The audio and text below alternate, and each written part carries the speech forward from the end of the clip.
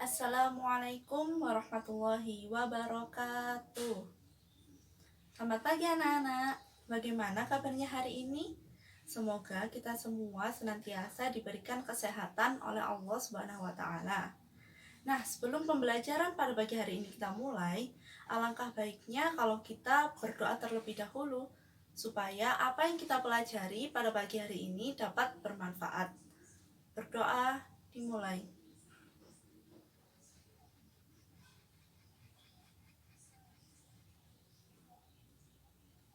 Berdoa selesai. Alhamdulillah ya anak-anak, pada pagi hari ini kita masih diberi kesempatan untuk belajar bersama melalui daring. Nah, walaupun kita belajarnya melalui daring, tapi kita harus tetap semangat ya untuk menuntut ilmu, karena thalabul ilmi faridotun ala kulli muslimin wal muslimat. Menuntut ilmu itu wajib bagi setiap muslim dan muslimat. Semoga pandemi ini segera berakhir supaya kita semua dapat bertemu lagi untuk belajar secara tatap muka di sekolah. Oke, sebelum pembelajaran pada pagi hari ini kita mulai, perkenalkan saya Dina Nur Azizah. Bisa kalian panggil Bu Dina. Bu Dina akan menemani kalian untuk belajar akidah akhlak dari kelas 8A, 8B, dan kelas 8C. Pada pertemuan kali ini, kita akan belajar bab 2, yaitu mengenai mukjizat, karomah, irhas, dan maunah. Kalian tahu nggak sih, apa itu karomah, apa itu mukjizat, apa itu irhas, dan apa itu maunah?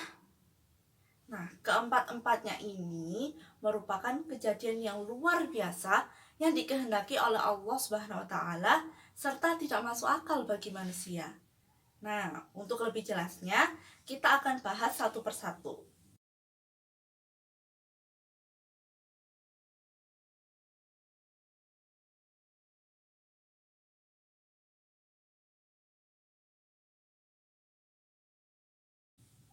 Oke, yang pertama kita akan membahas tentang mukjizat. Mungkin kalian sudah tidak asing lagi ya dengan kata-kata mukjizat. Tapi, tahukah kalian mukjizat itu apa sih? Mukjizat adalah kejadian yang luar biasa yang dikehendaki oleh Allah Subhanahu wa taala dan terjadi pada nabi dan rasul. Mukjizat ini bertujuan agar membuktikan diri mereka bahwa mereka adalah nabi dan rasul kepada para penentangnya, kepada orang-orang yang tidak mempercayainya. Nah, mukjizat ini tidak bisa dialami oleh siapapun kecuali nabi dan rasul. Mukjizat ini dibagi menjadi 4 macam, yaitu yang pertama adalah mukjizat kauniyah. Mukjizat kauniyah ini merupakan mukjizat yang berupa peristiwa alam. Contohnya, bisa kalian lihat di dalam gambarnya. Gambar tersebut merupakan gambar Nabi Musa sedang membelah lautan menggunakan tongkatnya atas izin Allah. Kejadian ini kan merupakan kejadian yang luar biasa, merupakan peristiwa Nabi Musa membelah lautan. Maka dari itu, kejadian ini disebut sebagai mukjizat kauniyah. Dalilnya terdapat dalam Quran surah Thaha ayat 77. Walaqad auhayna ila Musa an asri bi'ibadi fadrib lahum tariqan fil bahri yabasa la takhafu darakaw wa la takhsha, yang artinya, dan sungguh telah kami wahyukan kepada Musa, pergilah bersama hamba-hambaku Bani Israel pada malam hari, dan pukullah atau buatlah untuk mereka jalan yang kering di laut itu. Engkau tidak perlu takut akan tersusul dan tidak perlu khawatir akan tenggelam. Yang kedua yaitu mukjizat salbiyah.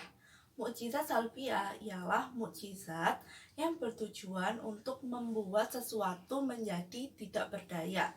Contohnya bisa kalian lihat dalam gambar. Dalam gambar tersebut adalah gambar Nabi Ibrahim sedang dibakar, berada di tengah-tengah api. Nah, atas kuasa dan izin dari Allah Subhanahu wa taala, api yang membakar Nabi Ibrahim tersebut menjadi tidak berdaya. Dari yang awalnya panas menjadi dingin sehingga Nabi Ibrahim tidak terbakar. Hal itu merupakan kejadian yang membuat sesuatu yang tidak berdaya dari api yang dayanya panas menjadi dingin, maka disebut sebagai mukjizat salbiyah. Dalilnya terdapat dalam Quran Surah Al-Ankabut ayat 69. Qulna ya naru kuni bardaw wa salaman ala Ibrahim, yang artinya kami berfirman, hai api menjadi dinginlah dan menjadi keselamatanlah bagi Ibrahim. Yang ketiga yaitu mukjizat syahsiyah atau fi'liyah. Jadi mukjizat syahsiyah atau fi'liyah ini merupakan mukjizat yang terpancar dari diri Nabi atau Rasul. Contohnya, tangan Nabi Musa yang mengeluarkan cahaya. Nah, kejadian ini disebut sebagai mukjizat syahsiyah atau fi'liyah karena cahaya tersebut terpancar dari tubuh Nabi atau Rasul, yaitu dari tangan Nabi Musa alaihissalam. Dan macam-macam mukjizat yang keempat yaitu mukjizat akliyah. Mukjizat ini ialah mukjizat yang masuk akal. Contohnya, mukjizat yang diberikan oleh Allah Subhanahu wa taala kepada Nabi Muhammad SAW. Mukjizat terbesar yang menjadi pedoman hidup umat Islam yaitu Al-Qur'an. Ya ayyuhan nasu qad ja'akum burhanum min rabbikum wa anzalna ilaikum nuram mubina, yang artinya, hai manusia, sesungguhnya telah datang kepadamu bukti kebenaran dari Tuhanmu Muhammad dengan mukjizatnya, dan telah kami turunkan kepadamu cahaya yang terang benderang, yakni Al-Quran. Oke anak-anak, bagaimana? Kalian sudah lebih tahu kan tentang pengertian mukjizat, macam-macam mukjizat, dan contoh-contoh dari mukjizat? Kalau ada yang kurang jelas atau ada yang dibingungkan, boleh ditanyakan ya. Kejadian luar biasa yang kedua yaitu karomah. Tahukah kalian apa itu karomah? Nah, karomah adalah kejadian yang luar biasa yang terjadi pada seseorang yang sangat taat dan patuh kepada Allah Subhanahu wa taala. Nah, biasanya karomah ini terjadi pada waliullah atau wali-wali Allah. Contohnya yaitu Maryam binti Imron yang berada dalam mihrab, tetapi beliau selalu mendapat kiriman makanan dari Allah Subhanahu wa taala. Contoh lain, ada Ashabul Kahfi yang berjumlah 8 orang. Mereka tertidur di dalam gua atas izin Allah selama 309 tahun. Namun, kejadian luar biasanya adalah selama 309 tahun mereka tertidur, jasad mereka tidak rusak sama sekali. Contoh lain dari karomah yaitu salah satu sahabat Nabi yang bernama Imran bin Husain. Beliau memiliki kesabaran yang luar biasa yang membuat malaikat itu berdecak kagum. Sehingga malaikat pun tak segan untuk mengirimkan salam kepada Imran bin Husain secara khusus dan terang-terangan tanpa perantara. Dan contoh lainnya yaitu salah satu sahabat Nabi, Amir bin Fuhairah, ketika beliau meninggal, jasadnya ditinggikan oleh para malaikat. Kejadian luar biasa yang ketiga yaitu Maunah. Maunah ialah kejadian yang luar biasa yang diberikan oleh Allah Subhanahu wa taala kepada seorang mukmin yang sedang ditimpa permasalahan ataupun kesulitan. Contohnya, ada sebuah kebakaran dalam suatu rumah. Nah, di dalam sebuah rumah tersebut ada seorang nenek-nenek yang sudah tua, yang sudah lemah dan tidak berdaya. Nenek tersebut terjebak dalam sebuah kebakaran. Namun, atas kuasa dan izin Allah, nenek tersebut bisa selamat dari kebakaran karena beliau merusak tembok yang ada di rumahnya. Nah, kalau kita pikir secara logika kan nggak mungkin ya seorang nenek yang sudah tidak kuat dan sudah tidak berdaya bisa membongkar sebuah tembok? Nah, kejadian ini merupakan ma'unah karena kejadian luar biasa yang diberikan oleh Allah kepada mukmin yang sedang ditimpa permasalahan. Contoh lain dari ma'unah ialah bencana alam tsunami. Jadi pada suatu hari, Delisa sedang bepergian bersama keluarganya ke pantai. Nah, tiba-tiba terjadi sebuah bencana alam tsunami. Delisa dan keluarganya terbawa dan terseret oleh arus tsunami. Setelah dilakukan pencarian oleh tim SAR selama kurang lebih 10 hari, ternyata tim SAR menemukan Delisa dalam keadaan hidup dan selamat.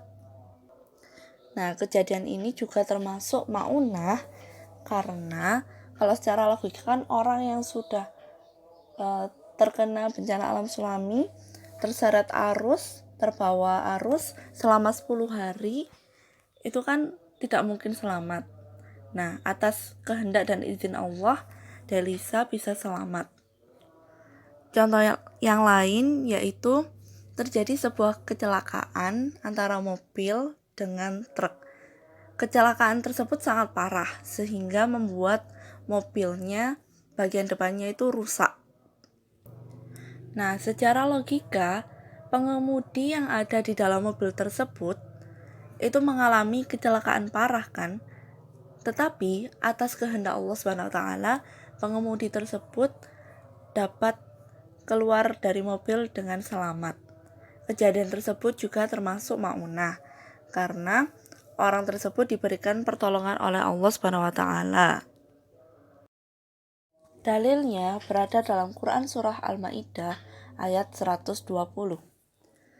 Lillahi mulkus samawati wal ardi wa ma fihin wa huwa ala kulli syai'in qadir. Yang artinya, kepunyaan Allah lah kerajaan langit dan bumi dan apa yang ada di dalamnya, dan Dia Maha Kuasa atas segala sesuatu. Kejadian luar biasa yang terakhir atau yang keempat yaitu irhas. Irhas merupakan suatu kejadian yang luar biasa yang diberikan oleh Allah kepada calon nabi atau calon rasul ketika beliau masih kecil. Contohnya, Nabi Isa yang masih dalam kandungan sudah dapat berbicara. Kemudian ada Nabi Muhammad yang pada saat remaja, saat beliau melakukan perjalanan ke Syam, beliau selalu dilindungi oleh awan yang teduh di atas kepala beliau. Hikmah beriman dan percaya kepada mukjizat, irhas, ma'unah, dan karomah adalah: yang pertama, melemahkan dan mengalahkan alasan, usaha, dan tipu daya orang-orang yang menentang dakwah Rasulullah. Yang kedua, membuktikan kebenaran Rasul yang diutus Allah dan ajaran-ajarannya. Yang ketiga, mempertebal iman kepada Allah. Yang keempat, mendekatkan diri kepada Allah. Dan yang kelima, yaitu tidak takut akan kesulitan, karena yakin Allah selalu memberikan pertolongan kepada hambanya yang beriman dan bertakwa. Contoh perilaku yang mencerminkan keyakinan terhadap mukjizat, karomah, ma'unah, dan irhas. Yang pertama, tidak minta pertolongan kepada makhluk halus. Yang kedua, meminta pertolongan hanya kepada Allah SWT. Yang ketiga, yakin sepenuh hati akan kekuasaan Allah SWT. Yang keempat, berakhlakul karimah sesuai dengan Al-Quranul Karim. Dan yang kelima yaitu selalu berusaha dan bertawakal kepada Allah SWT. Nah, anak-anak, itu tadi penjelasan mengenai mukjizat, karomah, ma'unah, dan irhas. Bisa kita tarik kesimpulan bahwa mukjizat itu merupakan kejadian yang luar biasa yang terjadi pada Nabi dan Rasul. Kalau ma'unah, kejadian yang luar biasa yang terjadi pada seorang mukmin pada saat ditimpa suatu permasalahan. Kalau karomah merupakan kejadian yang luar biasa yang diberikan kepada seorang yang taat dan patuh kepada Allah Subhanahu wa taala, yaitu waliullah atau wali-walinya Allah. Dan yang terakhir, irhas merupakan kejadian yang luar biasa yang diberikan kepada calon nabi ataupun rasul. Nah, keempatnya merupakan kejadian luar biasa yang dikehendaki oleh Allah Subhanahu wa taala. Nah, anak-anak bagaimana? Sudah lebih mengerti tentang mukjizat, irhas, karomah, dan maunah? Kalau ada yang masih bingung atau ada yang perlu ditanyakan, boleh ditanyakan ya. Oke, insya Allah cukup sekian pembelajaran kita pada pertemuan kali ini. Semoga apa yang kita pelajari dapat bermanfaat. Wassalamualaikum warahmatullahi wabarakatuh.